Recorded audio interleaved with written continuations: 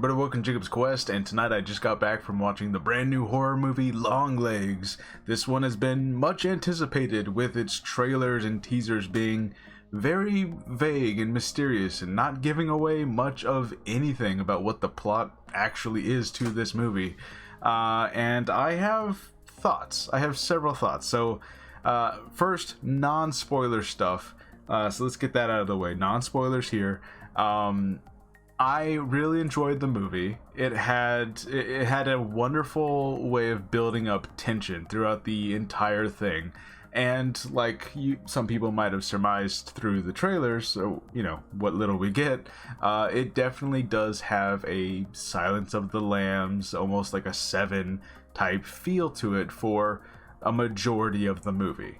So you know, if you go in and that's what you expect, I think you're mostly going to end up happy with this thing. I think the lead actress, and it's not really a spoiler, it's on the poster, Nicolas Cage, they both do wonderful jobs. Of course, Nicolas Cage pulls off the creep factor really well, and then just overall, I think if you're going here for like some thrills, for some genuinely scary moments, but you know, for very much like an investigative crime procedural, I think you're going to be really happy.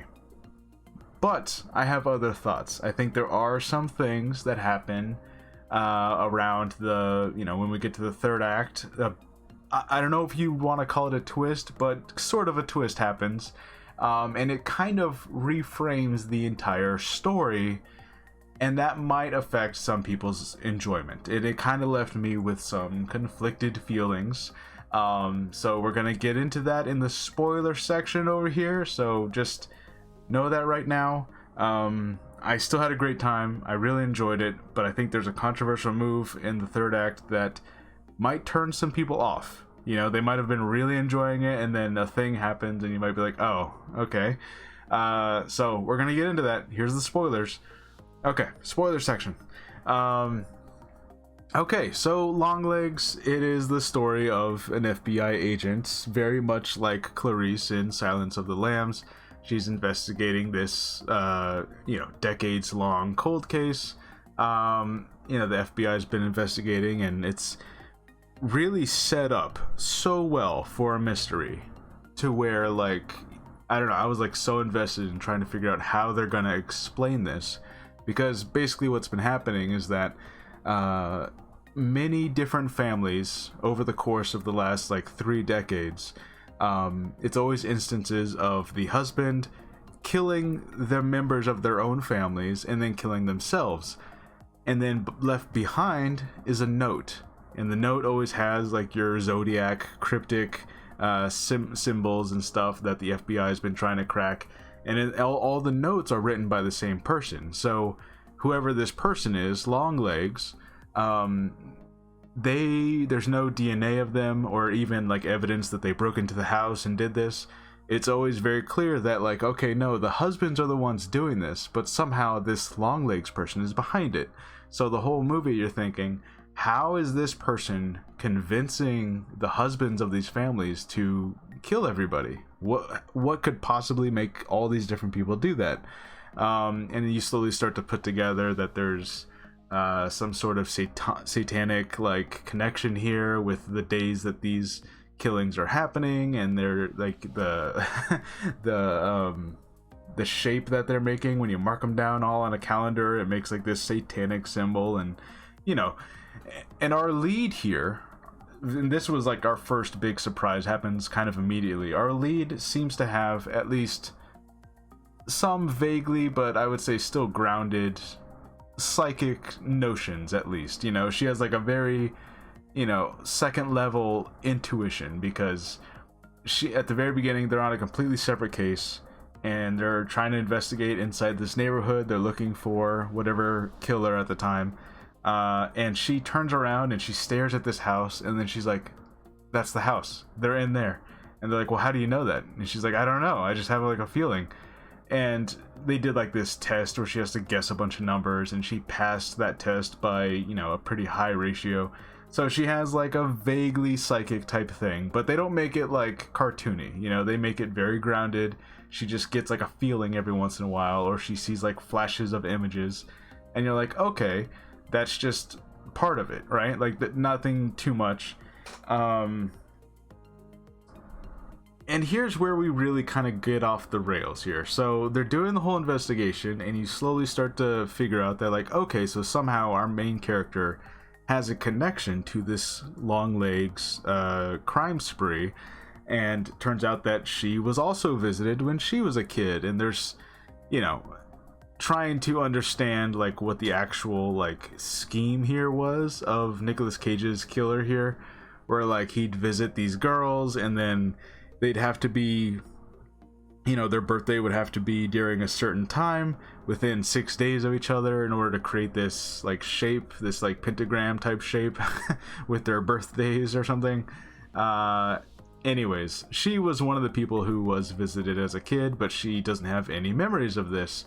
And so she goes to talk to her mom, and her mom is kind of this shut in who doesn't really, you know, she doesn't seem to have the best memory either. So you think that's all it is, and maybe that's how she knows some things and she didn't realize it. She's like has repressed memories or something. And then the third act happens. So in the third act, it is revealed that all of this satanic craftsmanship that Longlegs has been doing, he's been building these dolls that have these like metal spheres inside them, and these metal spheres, they just seem to emit some kind of strange sound, and they couldn't figure out what this was. It turns out that he's essentially been making Horcruxes of himself, where small parts of him are inside these metal spheres. And the plot really is that her mom, when she was a kid, they were visited by this guy, and he's like this Satanist who actually practices dark magic. And you know, in order to spare her as a kid, her mom volunteered to become his accomplice. So he would go to she would go to houses, and she'd knock on the door and say, "Oh, I'm from the church. Here's like a prize that you won. It's just this little doll." And the doll would have like basically his evil soul inside of it, and the doll was making the husbands kill their families.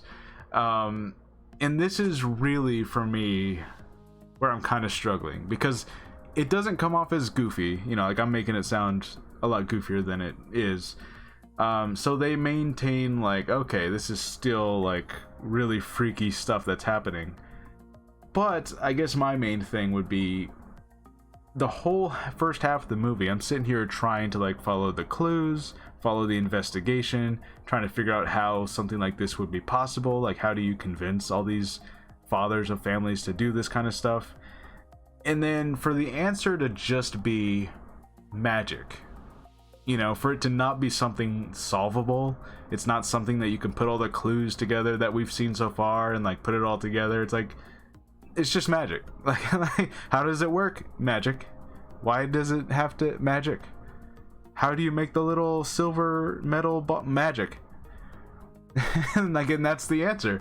And I feel like that's gonna deflate a lot of people, you know, especially if you came in here looking for Silence of the Lambs and you're following this investigation of these FBI agents, and it was going really well, and up to that point the only thing supernatural about this was her very grounded, vaguely psychic intuition kind of thing, which again, they didn't make that like a huge deal. They just made it so like, oh, she just kind of is able to figure stuff out sometimes.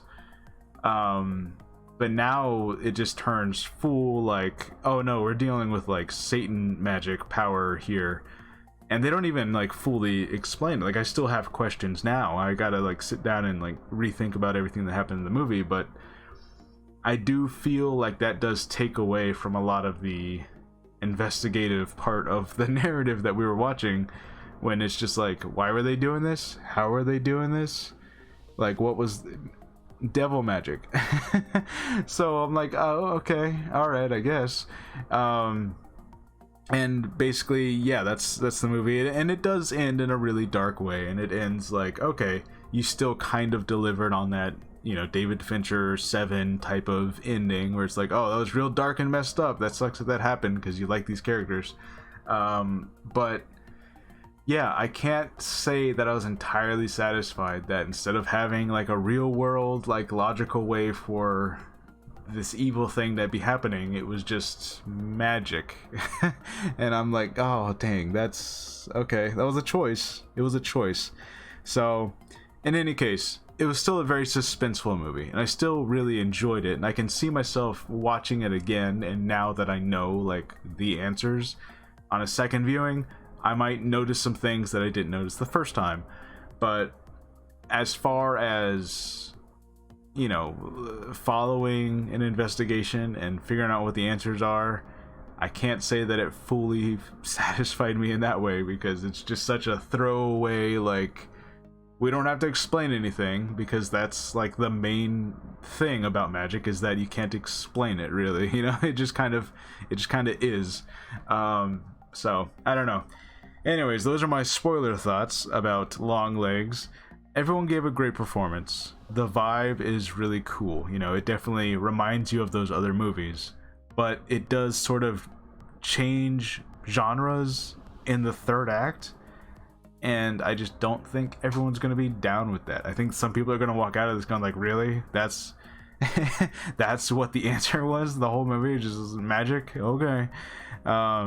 So anyways, let me know what you guys think about Longlegs. Were you satisfied with what it was and how they were, the bad guys were accomplishing all this? Like, was that like a satisfying thing? I mean, it was creepy for sure, but like, you know, it's one thing to be creepy and it's another thing to like have a satisfying ending to the story, you know, the investigation that we were following.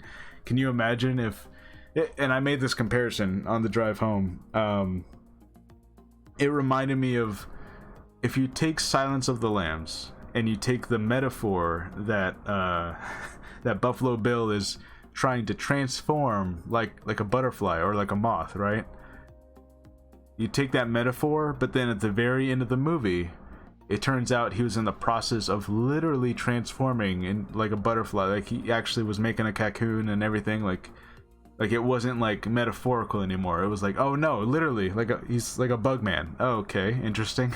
You know what I mean? Like that's kind of what happened here. You know, like, oh, it kind of changes things a little, doesn't it? You're adding like this whole other worldly element to it, and I don't know if that's, I don't know. It just feels like it belongs somewhere else, but that's just me. Anyways, let me know what you guys think about Longlegs, and I'll see you guys later. Bye.